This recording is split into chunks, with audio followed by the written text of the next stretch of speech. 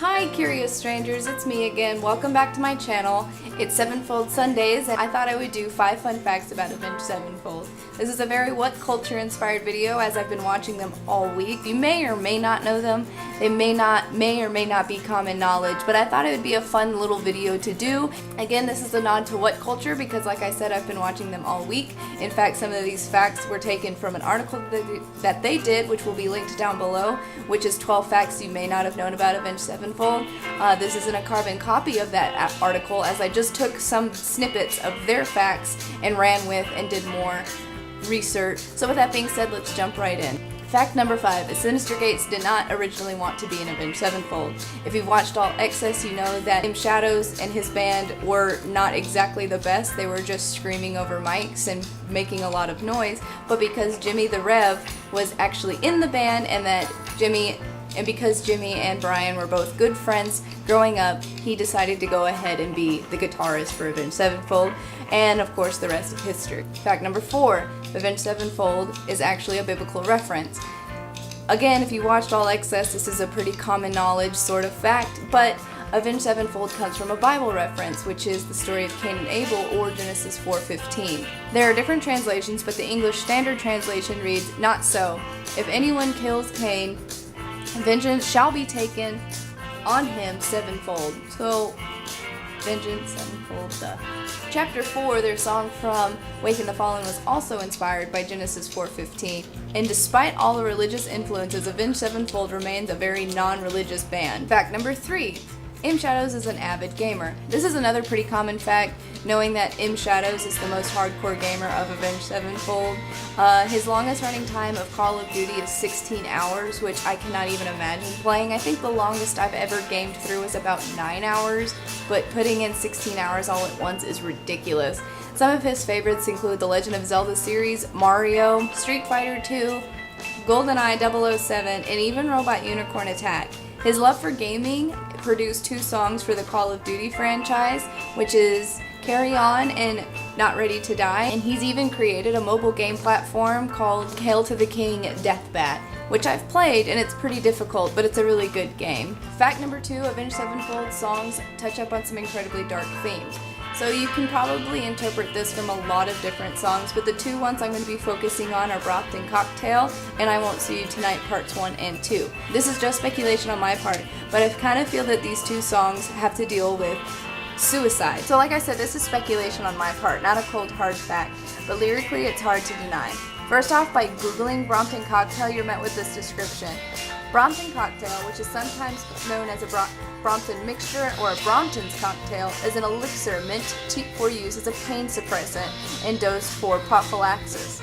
Made from morphine, diacetylmorphine, which is known as heroin, cocaine, highly pure ethyl alcohol, some recipes specify gin, and sometimes with chlorpromazine to counteract nausea. It was given to terminally ill individuals, especially cancer patients, to relieve pain and to promote sociability near death. If that isn't enough, even just the lyrics really amps the grim feel of the song.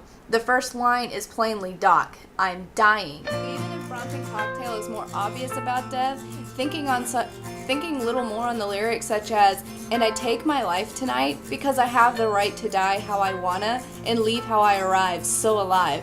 It sort of paints a picture of a more medically induced suicide through a literal drug cocktail. Someone suffering so horrendously from cancer or a different disease that they need to be numbed up just to feel alive again. It brings to light some of the struggle and varying emotions of somebody who is plagued by a life-ending illness, and the always awkward, do we keep them alive or in their suffering? Question that many doctors and family members ask themselves. Yes, I was reading from a script. I had a lot to say about it. I wrote a script. I'm dedicated to this. As for I Won't See You Tonight Part 1 and 2, I admittedly thought the story behind it was of someone who was suffering from alcoholism, which is an incredibly painful situation to go through. But some depict it as something different altogether. Although never proven, it is believed that some of the lyrics from both Part 1 and 2 of the song are taken from a suicide note from a friend of the band. Further speculation states that Part 1 is from the point of view of someone committing suicide, and Part 2 is from the perspective of a friend. There's a story circulating that Shadows walked in on a previous basis trying to attempt suicide through a prescription-induced mania. Some believe that the response of that event is one of the main inspirations for I Won't See You Tonight Part 1 and 2, but it is not confirmed as it is just a theory. Nevertheless, it does bring a new light to the song and its lyrics, as Part 1 is very calm and methodical, which most victims experiencing suicidal thoughts often feel just before committing suicide, and Part 2 starts off as very loud, chaotic, and almost distressing, which is how many close loved ones feel after the passing of a friend. For those of you who are wondering, the previous bassist did get treatment and is doing well, and if you know anyone who is struggling with that, I have a suicide hotline down below. Fact number 1, fiction's eerie backstory. Again, this is more of a speculation sort of thing, but there are some cold hard facts that back it up. It's a pretty spooky sort of backstory for a song called Fiction. If you know the band, you know that A7X lost their original drummer, the Rev, on December 28, 2009 due to polydrug intoxication, which similarly Heath Ledger also passed away from in January 22nd of that same year. The album Nightmare has been described as a dedication record that surrounded the Rev's death. The album Nightmare, as many already know, features a song called Fiction, which features vocals from the Rev himself. Fiction was actually a nickname that the Rev had given himself and could be seen as a tattoo down his sternum. Fiction's original title was actually called Death. Some of the lyrics are actually very foreboding, including lines such as, "Gave you all I had to give, found a place to rest my head. While I may be hard to find, heard there's peace on the other side." After the recording of Fiction, as the Rev handed M. Shadows the track, he stated, "I think I've given you guys everything I have. I don't know if we have any songs left or what we're gonna do, but this is my last song." And not 3 days later, the Rev died. But you can't deny that the events leading up to Fiction definitely give the song a very foreboding and very eerie origin. So that's all I have for you today. Sorry that this video is so late. It was a very hectic morning, and I hope to have a better video out next week. Again, I'm sorry if you saw me looking up and reading my script, but you know, I'm gonna ruin the illusion. I could not keep a track on for the life of me. A quick shout out to Graveyard Girl. I just got her limited edition Tark palette in today, and I am rocking the crap out of it right now. She's one of my standing drives to continue on YouTube, so if she ever sees this, I love you, bunny. With that being said, I'll see you guys next week. I'm super excited for next week's video because we're gonna do a full inspired song, makeup, and outfit video, and it's going to be soups fun. I haven't decided which song I have, but I have it narrowed down to 3. However, I will take suggestions for next week's video, so if you have any suggestions for me, go ahead and leave them down in the comments below.